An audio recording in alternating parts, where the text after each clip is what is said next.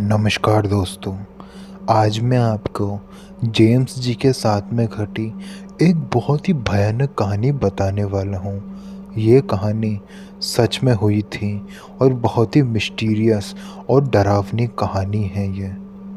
ये कहानी मुझे मिली है रेडिट पर इसके कुछ फुटेजेस भी जेम्स जी ने अपलोड करे थे, जो मैं आपको यहाँ नहीं दिखा पाऊँगा।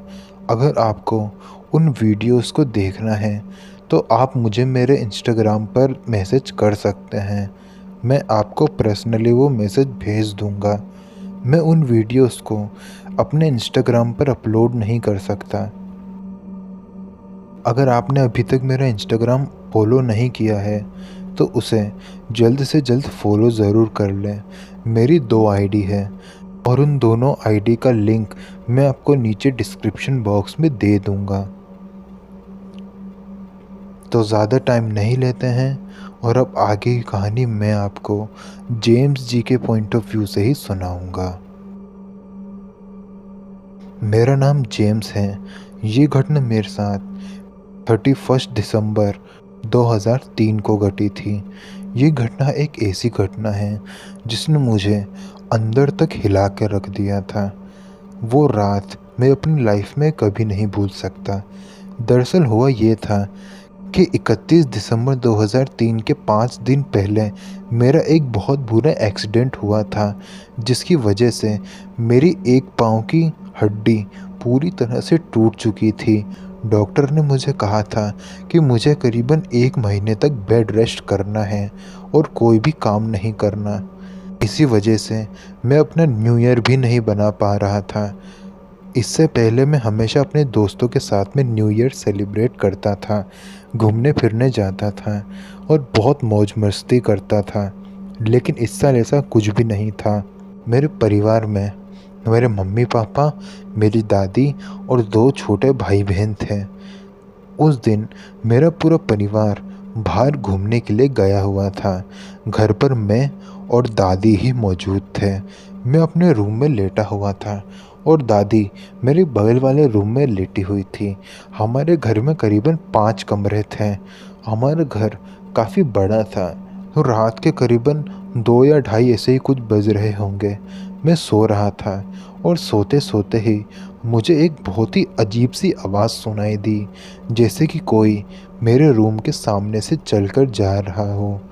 उस घर में उस पॉइंट पर मेरे और दादी के अलावा और कोई भी मौजूद नहीं था और दादी भी अभी बहुत ज़्यादा बूढ़ी हो चुकी थी। वो ज़्यादा चल भी नहीं सकती थी। लेकिन फिर भी मैंने आवाज़ देकर पूछा कि दादी, वो आप हो क्या? लेकिन सामने से कोई भी जवाब नहीं आया। मुझे अभी भी ऐसा फील हो रहा था कि कोई तो है जो चलकर सीढ़ियों से नीचे की तरफ जा रहा है।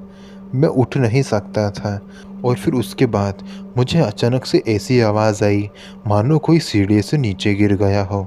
मैं बहुत ज़्यादा घबरा गया, ये सोचकर कि कहीं दादी तो सीढ़ियों से नीचे नहीं गिर गई।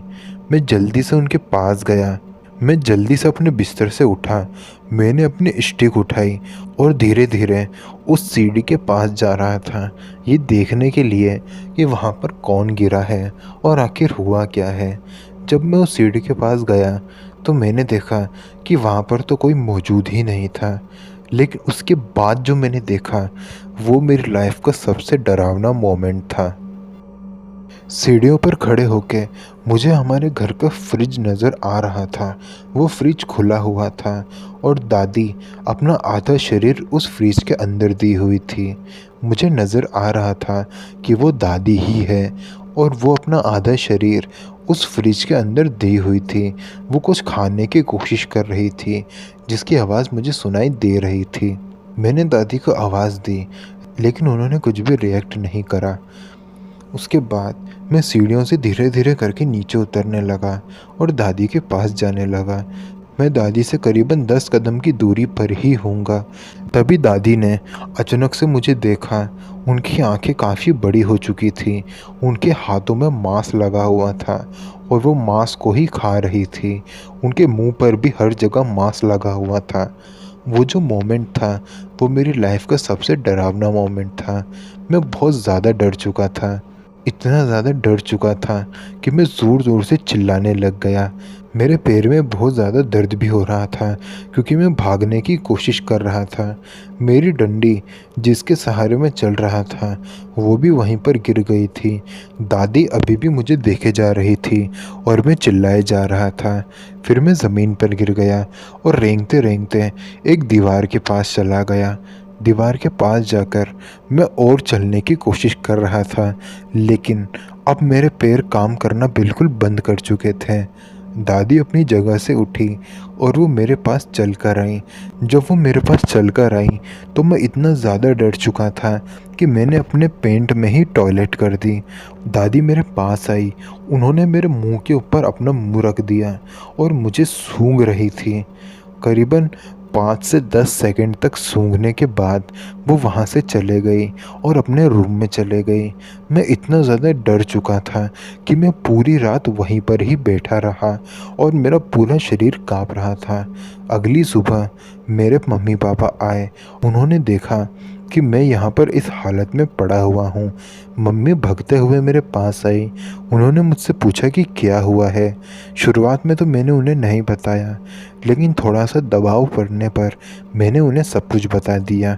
उन्होंने मेरी बात पर बिल्कुल भी यकीन नहीं किया, लेकिन जब उन्होंने फ्रिज को देखा तो मांस जो उसके अंदर रखा हुआ था, वो पूरी तरह से फट चुका था। मैंने दादी के बारे में भी बताया। मेरे मम्मी-पापा दादी के कमरे में भी गए। दादी अपने कमरे में सो रही थी और उनके हाथों और मुँह पर मांस लगा हुआ था। इस चीज़ को देखकर मेरे मम्मी-पापा को मुझ पर यकीन हुआ कि मैं सच बोल रहा हूँ। ये जो घटना मेरे साथ में घटी, आखिर ये क्या चीज़ थी, मुझे आज तक समझ में नहीं आई। उस रात मेरी दादी के साथ में क्या हुआ था, वो ना तो कभी वो समझ पाई और ना ही कभी मैं समझ पाया। मेरी दादी की मौत 2010 में हो गई थी और आज ये घटना मैं आपको बता रहा हूँ। इस घटना के बाद ऐसी कोई घटना हमारे घर में या फिर मेरे घर के किसी और इंसान के साथ में नहीं घटी, लेकिन ये आखिर क्या था, मैं खुद कभी समझ नहीं पाया। तो दोस्तों, आई होप आपको ये वीडियो पसंद आई होगी। अगर आपको ये वीडियो पसंद आई तो वीडियो को लाइक करना ना भूलें। ऐसे ही इंटरेस्टिंग वीडियोस को देखने के लिए आप मेरे चैनल को सब्सक्राइब ज़रूर करें। इंस्टाग्राम को फॉलो करना ना भूलें, लिंक है डिस्क्रिप्शन में। तो मिलते हैं अगले वीडियो में, तब तक के लिए जय हिंद, जय भारत।